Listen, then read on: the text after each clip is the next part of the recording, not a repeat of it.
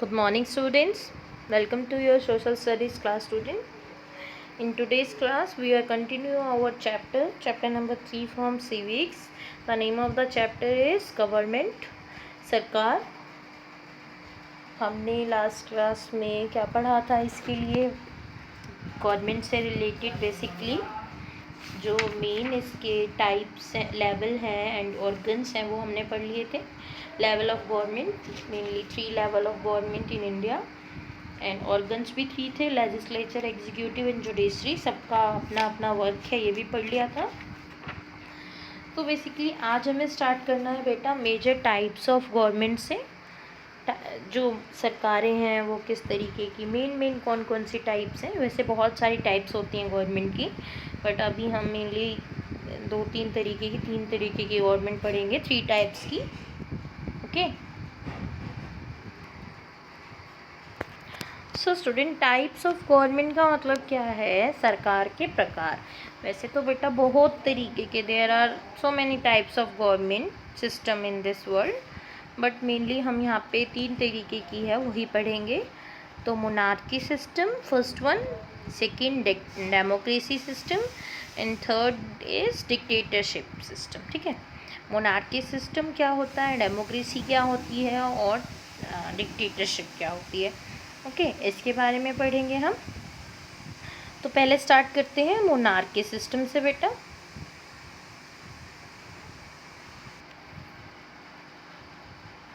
Monarchy system कौन सा वाला होता है स्टूडेंट? किंग वाला, राजा वाला.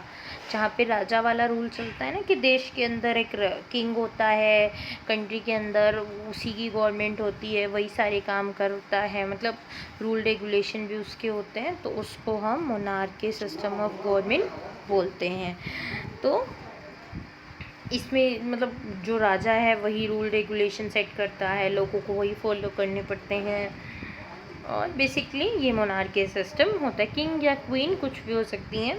दूसरा हमारा कौन सा था? दूसरा हमारा था डेमोक्रेसी. डेमोक्रेसी कौन सा सिस्टम है? डेमोक्रेसी लोकतांत्रिक सरकार, जो कि ऑलरेडी हमारी कंट्री में है. Democracy is a form of government where the people can choose and change their ruler. जहाँ पे जो लोग होते हैं वो अपनी मर्ज़ी से अपना लीडर चुनते हैं, उसे बदलते भी हैं, बदल भी सकते हैं नेक्स्ट टाइम. किसके ज़रिए? इलेक्शन के थ्रू. क्या यूज़ करके? Using their voting rights. अपने वोट का अधिकार का यूज़ करके अपने लीडर को चुनते हैं, उसे बदल भी सकते हैं अगर सही नहीं उनको लगता तो. डेमोक्रेसी लोकतांत्रिक सरकार हो गई, जो कि ऑलरेडी हमारी कंट्री में है. फिर थर्ड कौन सी है? डिक्टेटरशिप वाली. डिक्टेटरशिप का मतलब क्या होता है बेटा? तानाशाही सरकार. इसमें क्या होता है बेसिकली, एक कोई लीडर होता है और ना वो पूरी कंट्री को अपने हैंड में रखता है. जो वो बोलेगा मिलिट्री को भी वही करना पड़ेगा, लोगों को भी वही मानना पड़ेगा. इसमें भी ना लोगों के पास कोई राइट नहीं होता कि वो उसके अगेंस्ट बोल सकें, ना ही मोनार्की में होता है. बेसिकली बस डेमोक्रेसी में ही होता है जो लोग गवर्नमेंट के अगेंस्ट बोल सकते हैं, अगर गवर्नमेंट का कोई वर्क उन्हें अच्छा नहीं लगता तो इनमें ना बड़ी स्ट्रिक्टनेस होती है, मतलब लोगों को कोई राइट नहीं होते, बहुत रिस्ट्रिक्शंस होती है, स्ट्रिक्टनेस होती है.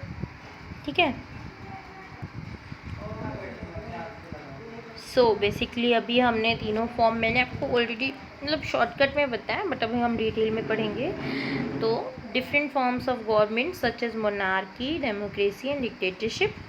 तो मोनार्की फर्स्ट वन वाली थी. Monarchy is a form of government in which the country is ruled by a monarch who may be and king और क्वीन. मोनार्की सिस्टम कौन सा है गवर्नमेंट का? जहाँ पे राजतंत्र चलता है, जो रूल होगा वो मोनार्क सही चलाएगा. वो किंग भी हो सकता है, क्वीन भी हो सकता है, मतलब गद्दी पे कोई राजा या रानी बैठेगा. ही और she make all decision and runs the country. सारे फैसले वही लेंगे और देश वही चलाएंगे, अपना जो भी कंट्री है उनकी. ही और she might have a small group of people to help in decision making. उनका एक टीम हो सकती है, छोटा सा समूह हो सकता है, जैसे सजेस्ट करने के लिए, लाइक उन्होंने अपनी मंत्री की, मिनिस्टर्स की टीम बना रखी होती है, तो वो उनके थोड़ी बहुत हेल्प कर देते हैं डिसीज़न लेने में. But the final decision are taken by the king और द क्वीन ओनली। लेकिन जो फाइनल डिसीजन है वो कौन ले सकता है? बस किंग और क्वीन ले सकते हैं, ठीक है, राजा और रानी लेते हैं इसमें। तो मोनार्कीज आर हेरिडेटरी। हेरिडेटरी का मतलब क्या होता है बेटा? वंशानुक्रम, हमने पहले भी पढ़ा हुआ ये वर्ड, यानी वंश के अनुसार ये जो पद है चलता जाएगा। जैसे अभी एक फादर है, देन नेक्स्ट किंग, उसका जो बेटा है वो बनेगा, फिर आफ्टर उसके बाद उसका बेटा है जो बैठेगा थ्रोन पे, गद्दी पे, है ना। That is after the death of a monarch, कोई भी राजा जो है मर जाता है, हिज सन और डॉटर, उसका बेटा या बेटी इनहेरिट्स द थ्रोन, तो गद्दी पे उसका सिंहासन, थ्रोन पे जो बेटा या बेटी उसका बैठ जाएंगे। सम न्यूली क्राउडेड मोनार्क इंक्लूड, जो अभी अभी नए नए से मोनार्क बने हैं, मतलब राजा बने, अभी भी ये सिस्टम है ना राजा वाला, बहुत सारी कंट्रीज़ में है।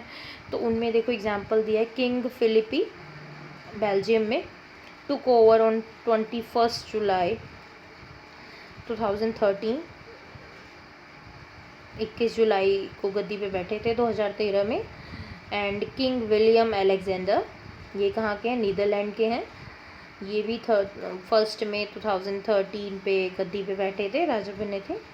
Nepal used to be a monarchy earlier, but the citizen demand a democratic government which brought about a change in the system.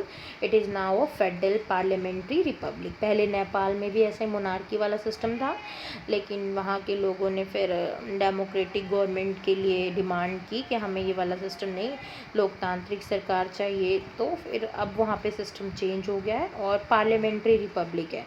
Parliamentary मतलब संसद होगा और उसमें चुने हुए लोग होंगे बेसिकली। तो लोगों, रिपब्लिक क्या होता है? जहाँ पे जनतंत्र है, जनता का रूल चलेगा बेसिकली। तो और फेडरल गवर्नमेंट है। फेडरल का मतलब क्या होता है? एक government in which the individual state of country have control over there official national decision sorry. तो जो एक गवर्नमेंट है, चुने हुए कुछ जो लोग होंगे कंट्री के, वो देश के लिए फैसले लेंगे, चलाएंगे। तो हमने अभी मोनार्की सिस्टम वाली जो गवर्नमेंट थी बेटा वो पढ़ी है। अभी हमारा कौन सा वाला आ जाएगा? सेकंड आएगा। सेकंड फॉर्म हमारी डेमोक्रेसी जो थी, लोकतंत्र। इसमें क्या है? It is the people who give powers. इसमें जो लोग होते हैं वो पावर देते हैं सरकार को। अभी देखो गवर्नमेंट अपने आप थोड़ी बनती है, हम वोट देते हैं, लीडर सेलेक्ट होता है, जीतता है वोटिंग के थ्रू, तो उसी को तो शक्ति मिलती है, पावर मिलती है। The people choose their representative through election. लोग अपने लीडर को चुनते हैं चुनाव के जरिए। Who then form the government, और उसी की सरकार बनती है। The representative are elected for a fix period of time. कितने ईयर्स के लिए एक रिप्रेजेंटेटिव, एक प्रतिनिधि चुना जाएगा? कोई भी नेता बना, लीडर बना तो 5 ईयर के लिए तो बनेगा ना इंडिया के अंदर, तो यही है भाई। The real power does lie in the hands of people who elect their leaders. तो असली शक्ति किसके हाथ में होती है? लोगों के हाथ में होती है, जो अपने नेता को, अपने लीडर को चुनते हैं। और जबकि मोनार्की सिस्टम में where the king does not have to explain और defend his action and decision, उसमें राजा को कोई ज़रूरत नहीं होती बताने की कि वो क्या कर रहा है, उसने ये फैसला क्यों लिया, क्यों नहीं लिया, ठीक है। In a democratic form of government, जबकि डेमोक्रेसी में, डेमोक्रेटिक गवर्नमेंट में गवर्नमेंट को हर चीज़ एक्सप्लेन करनी पड़ेगी। लोगों को राइट है कि वो गवर्नमेंट से पूछ सके, आर राइट टू इन्फॉर्मेशन, ठीक है, सूचना जानकारी पाने का अधिकार के गवर्नमेंट ने ये काम किया तो क्यों किया, इसके पीछे क्या प्लानिंग थी, क्या था, तो उसे एक्सप्लेन करना पड़ेगा। मतलब अकाउंटेबल, अकाउंटेबल का मतलब क्या है? आंसरेबल गवर्नमेंट होती है। जस्टिफाई करना पड़ेगा हर डिसीजन को। If the people are unhappy with the present government, अगर लोग प्रेजेंट गवर्नमेंट से खुश नहीं हैं, अनहैप्पी होते हैं, then they can cast them out in the next election, तो लोग उसको चेंज कर देते हैं नेक्स्ट इलेक्शन में। अभी देखो हमारे पास, अगर हमारी जो प्रेजेंट गवर्नमेंट है, अगर हम उसे डिसलाइक करते हैं, हमें उसका वर्क अच्छा नहीं लग रहा, तो नेक्स्ट इलेक्शन में लोग उसे वोट देंगे? नहीं देंगे ना, उसके लीडर को वोट नहीं देंगे, दूसरे लीडर को देंगे। तो you all know that India is a democratic country. आपको पता है कि भारत में तो डेमोक्रेसी वाली ही सरकार है। It is a government by the people, ये लोगों की सरकार होती है, फॉर द पीपल। लोगों के लिए सरकार होती है, ऑफ द पीपल, और लोगों की सरकार है। ठीक है, देखो लोगों ने बनाई लोगों की सरकार और लोगों के लिए ही सरकार होती है। वैसे ये स्टेटमेंट डेमोक्रेसी के लिए किसने दी थी? अब्राहम लिंकन ने दी थी। Democratic government in our times are referred to as representative democracies. Democratic government जो आज के टाइम पे हैं, देखो इसमें ना टाइप है।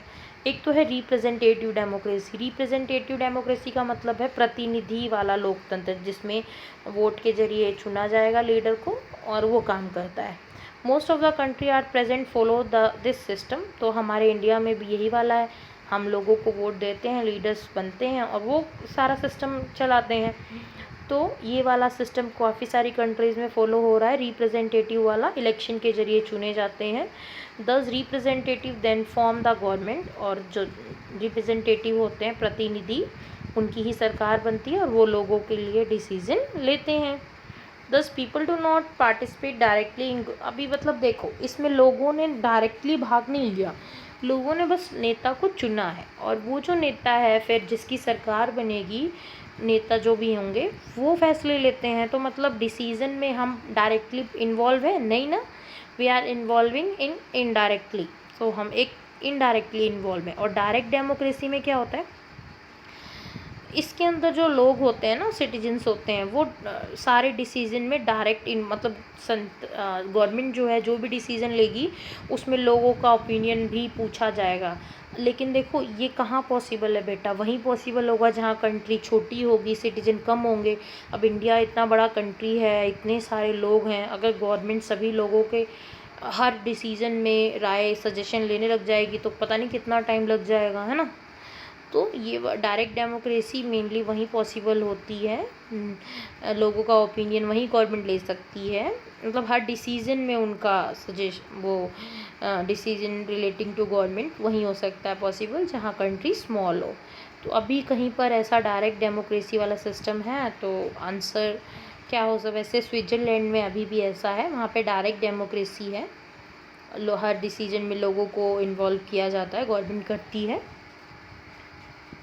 ठीक है, तो अभी हमने 2 पढ़ लिए। थर्ड क्या है हमारा? डिक्टेटरशिप वाला। डिक्टेटरशिप कौन सी, मैंने आपको बताया, तानाशाही सरकार। डिक्टेटरशिप के अंदर जो पावर होती है lies the hand of one person, एक आदमी के हाथ में सारी पावर होती है, वही कंट्री को चलाता है। Such power is often obtained by force, मतलब उसके खिलाफ सेना भी कुछ नहीं बोल सकती, वो अपनी आर्मी रखता है। द पीपल हैव नो से in the matter of the government, लोग सरकार के बारे में या उसके खिलाफ कुछ भी नहीं बोल सकते। The dictator exercises total control, जो तानाशाह होता है डिक्टेटर, उसके हाथ में सारी पावर होती है, वही रूल्स चलाता है अकॉर्डिंग, अपनी मर्जी से कुछ भी बोलेगा वो उस लोगों को करना पड़ेगा। अडोल्फ हिटलर जैसे जर्मनी का था डिक्टेटर, अडोल्फ हिटलर थे लीडर जर्मनी के, काफ़ी फेमस है इस चीज़ के लिए, वो भी डिक्टेटर थे। Rule the country bye military force, और उसने पूरे सेना पे मतलब अपने अंडर मिलिट्री रखी हुई थी और जो वो बोलता था मिलिट्री वैसा ही लोगों से करवाती थी। अभी देखो जैसे किंग जॉन है ना, उसकी न्यूज़ वगैरह आप देखते होगे, वो भी एक डिक्टेटर है। सो बेसिकली स्टूडेंट, हमने जो तीनों तरीके की फॉर्म है ये पढ़ ली। तो आप बताओ मोनार्की सिस्टम हमने कहाँ पे देखा? हमने उसके एग्जांपल देखे, जैसे बेल्जियम में है, नीदरलैंड में है मोनार्की सिस्टम का, और जो डेमोक्रेसी है वो ऑलरेडी हमारी कंट्री में है ही, ठीक है, इंडिया में है, अमेरिका में है। और डिक्टेटरशिप वाला जैसे जर्मनी में था पहले, अब नहीं है। और कि जो किंग जॉन है एक डिक्टेटर है, सॉरी, जैसे जो मैंने बताया आपको किंग जॉन है नॉर्थ कोरिया में, अभी भी डिक्टेटर वाला सिस्टम जैसे वहाँ पे है। सो डेमोक्रेसी जो है बेटा वो एक ग्रीक वर्ड, मतलब ग्रीक वर्ड जो है लैंग्वेज ग्रीक, उसके 2 वर्ड डेमोस और क्रेटोस से मिलके बना है। डेमोस का मतलब क्या है? पीपल, और क्रेटोस का मतलब रूल है, तो यानी पीपल्स रूल। तो डेमोक्रेसी का मतलब क्या हो गया? लोगों का शासन, लोगों का रूल, ठीक है। तो अभी हमने इतना पढ़ लिया स्टूडेंट। नेक्स्ट जो चैप्टर है remaining chapter we will continue our next class student. Thank you.